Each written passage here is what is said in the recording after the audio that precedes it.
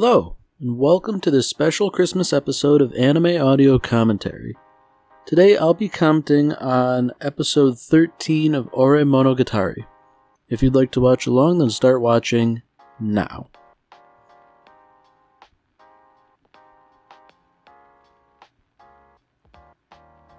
So, judging by that little stinger at the end of the previous episode, it's not really clear what this episode's going to be about.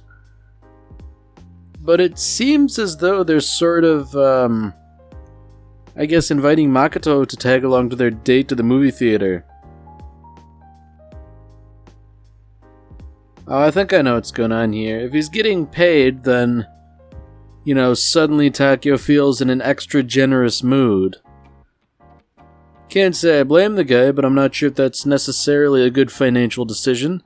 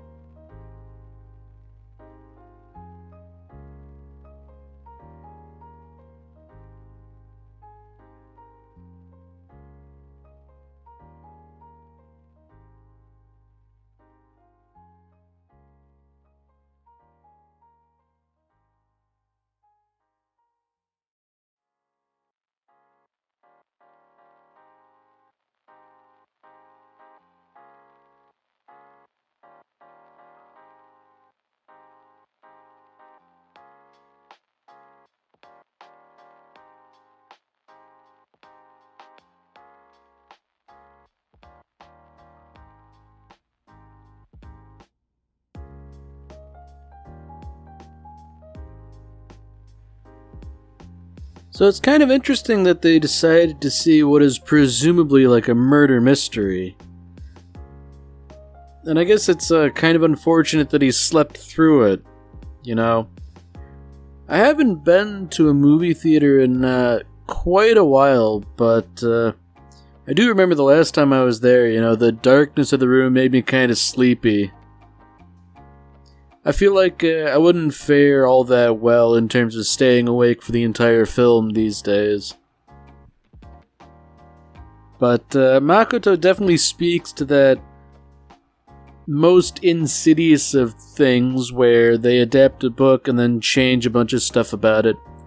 Like, I recognize that the transition to film isn't necessarily something that happens without casualties, but I feel like, there's only so much you can change before it's no longer the same thing, I guess what I'm saying is that adaptation shouldn't be largely synonymous with butchery.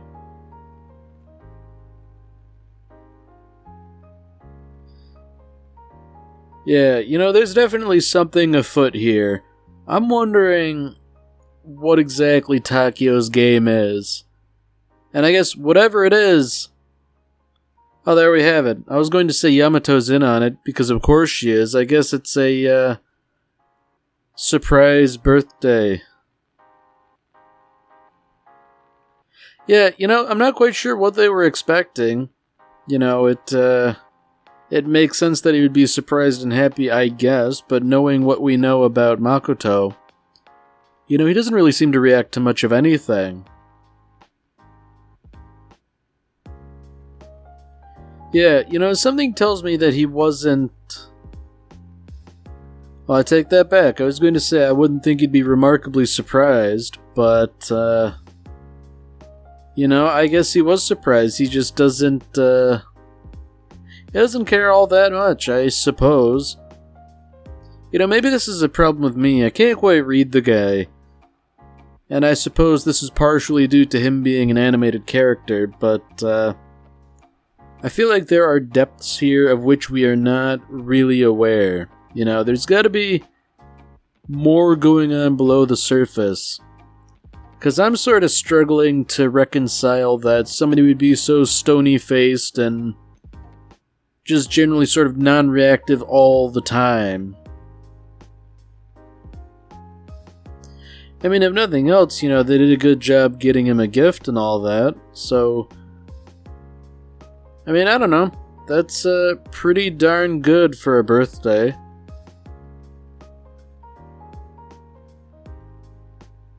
So he's saying today's on me. That seems to be something of a catchphrase for this episode.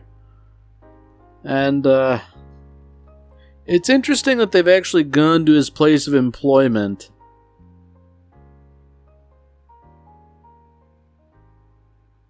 You know, I feel like there's a bit of a subtext here about his place of employment that's not really being paid attention to.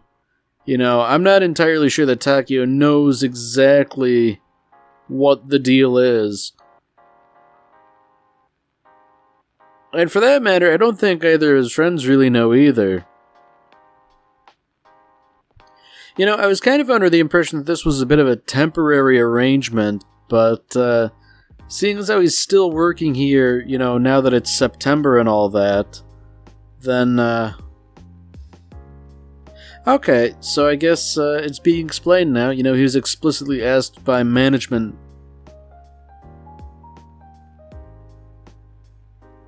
Alright. Yeah, this is kind of strange. Somebody just sort of sidling up out of nowhere, you know. And he seems to not really know who he's talking to.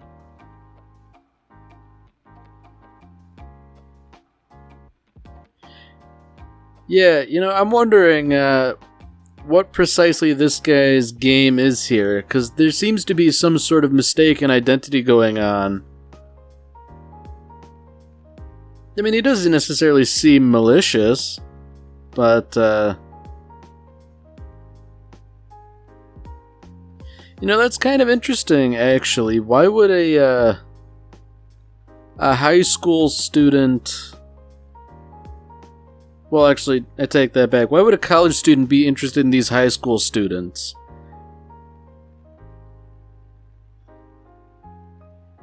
Yeah, there's something going on here.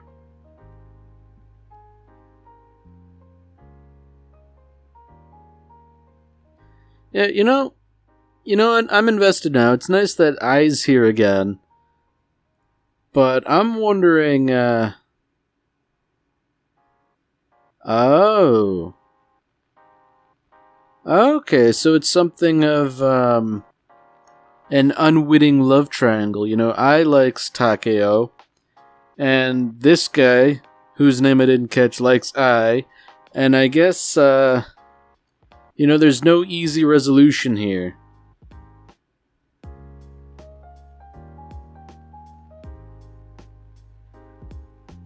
Alright, so I'm wondering what exactly the deal here is. You know, they seem to know each other reasonably well, if he were to bring up a sort of embarrassing story like that. But that said, you know, there are still these lingering issues of unrequited love. I can't help but feel like this guy's stirring up trouble by poking his nose in where it doesn't belong. You know, mainly because I don't think Takeo knows anything about Ai and... I don't want to say her proclivities, but like, her unrequited love, I guess.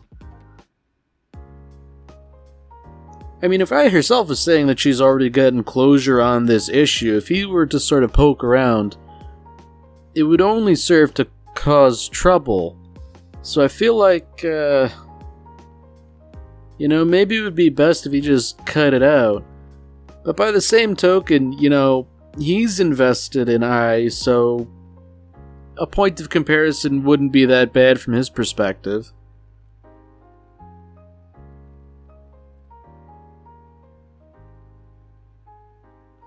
Well, that's another interesting thing, you know.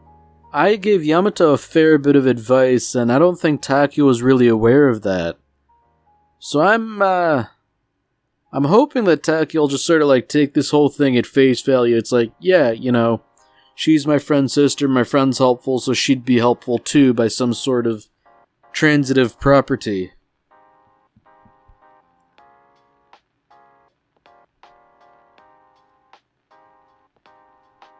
So it's not clear exactly what day it is, but it seems like she's going to be here for at least a few days. And unfortunately, it seems like Ai's still in a bit of a funk over that whole Takeo business. I'm wondering if there's going to be some sort of romantic resolution for her. Just because I feel like, that would be nice.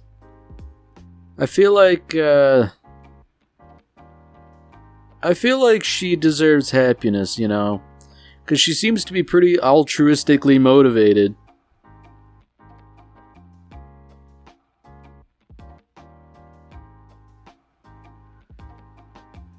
Okay.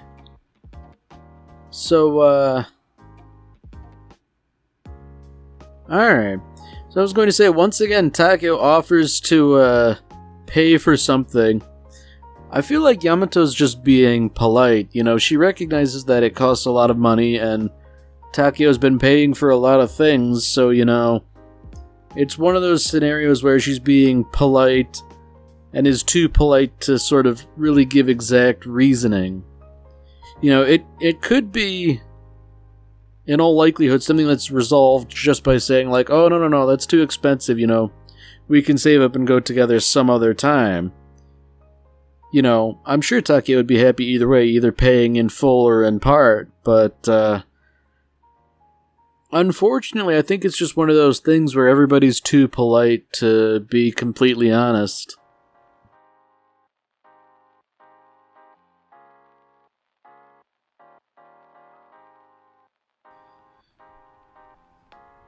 Yeah, I think it isn't that she doesn't want to go, but that she doesn't want Takeo to spend a lot of money on it. I mean, I guess fortunately, Ai is here to help and resolve things. But I guess, given that a lot of the episode has been focused around Takeo paying for things, I think that really is the primary issue. And, I'm not entirely sure how they resolve that. Because, they are both students with not much disposable income to their names. I feel like the best bet would probably just be to make some plan for the future and save up till then, so that, nobody's really put out financially.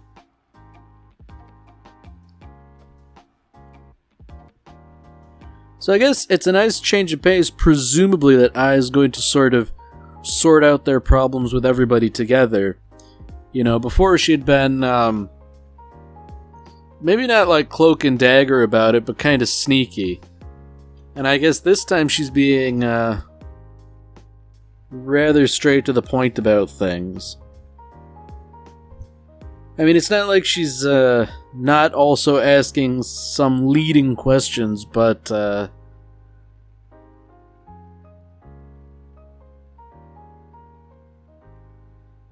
okay. Alright, so that's interesting. It seems like there's, another problem at play here. She, for whatever reason, doesn't want to go with Takeo, and she's, not really elaborating on the reason besides it's not about money. So I'm wondering what this Oda guy has to do with it, seeing as how he's butted in again. I'm wondering if maybe through some bizarre happenstance he presents a solution. I guess by bringing up that he was rejected and all that, he's sort of presenting a parallel to Takeo's situation. Asking to bring Yamato to that theme park and being rejected. I guess the bigger issue is that Takeo also doesn't really know what else is going on, you know. He doesn't get that, in a sense, he's sort of the cause of some of the problems, albeit not willingly or deliberately.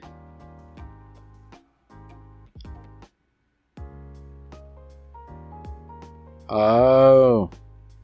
Okay, so it's superstition then. You know, if you go to that place on a date, you break up. Or are destined to break up. And, I mean, personally, I wouldn't put much faith in that, but, you know what? I would be willing to just humor that and let it be, I suppose.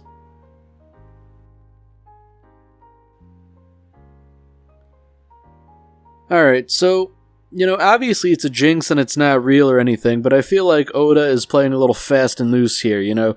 If we all go as a group, it won't count as a date, and therefore you will not break up as a result of the jinx. But I feel like, I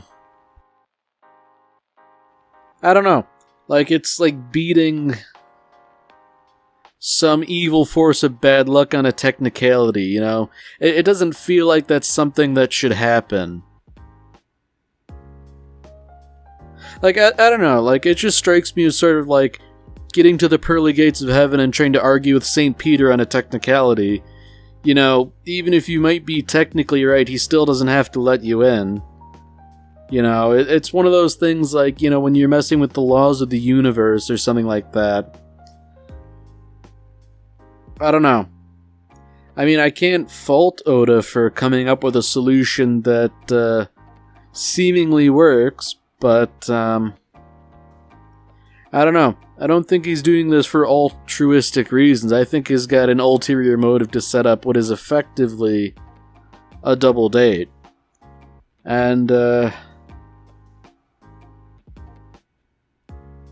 yeah. I don't know, I feel like Makoto, if he does go, he's going to be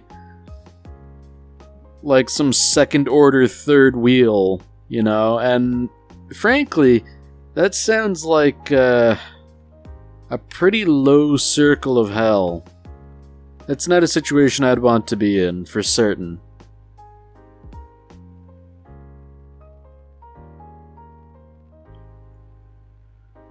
Wow. Okay. That's something, alright. That's not something I would want to see late at night. Because, I mean, sure, Take's expressing gratitude, but boy, his stature is not doing him any favors.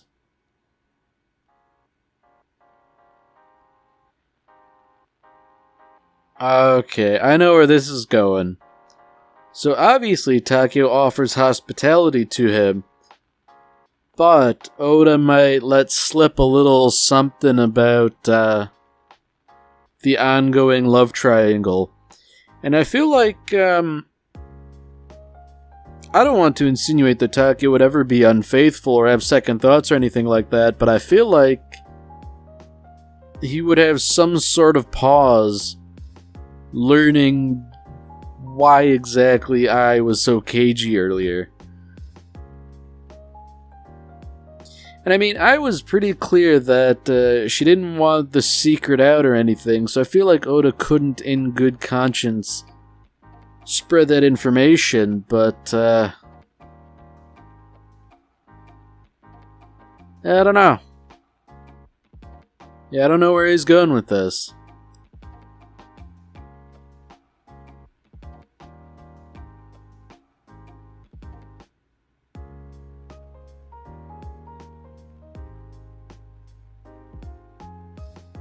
Alright, so I think I know where this is going. Basically, I helped him out a considerable bit, I'd imagine.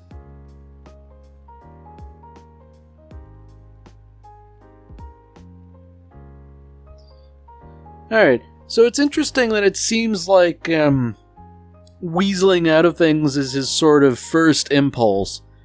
And I seems to be the first person who's really sort of called him out on it in a meaningful way.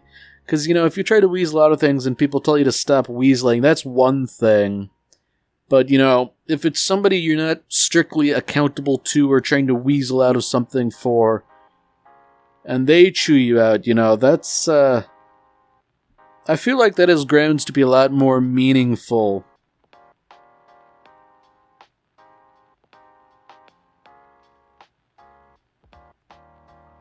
It seems like Ai really has been formative in both of their lives in some sense.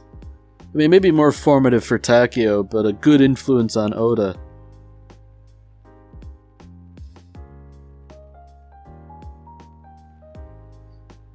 Yeah, I'm starting to feel for the guy. And that's something considering, he kind of struck me as a jerk at first, but I guess, he's sort of in a position where he lies so frequently that, it's just become a habit at this point. Honesty is now a choice that's hard to make.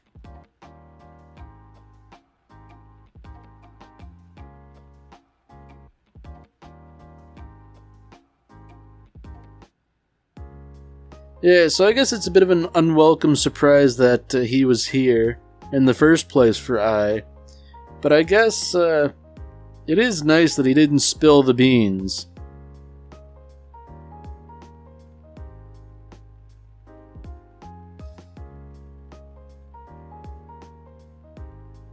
Okay.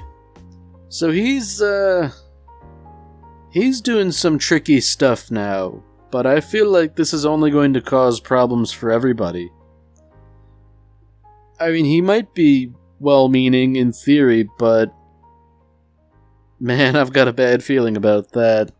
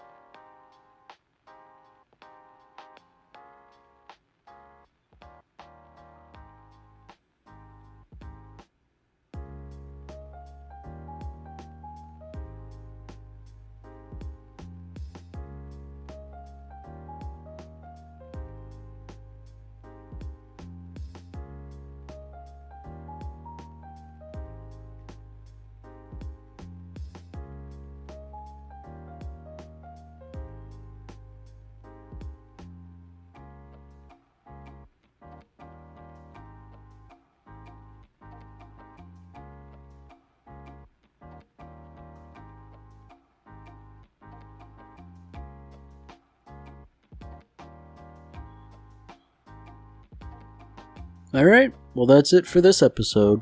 If you've enjoyed it, then by all means, tune in for the next one.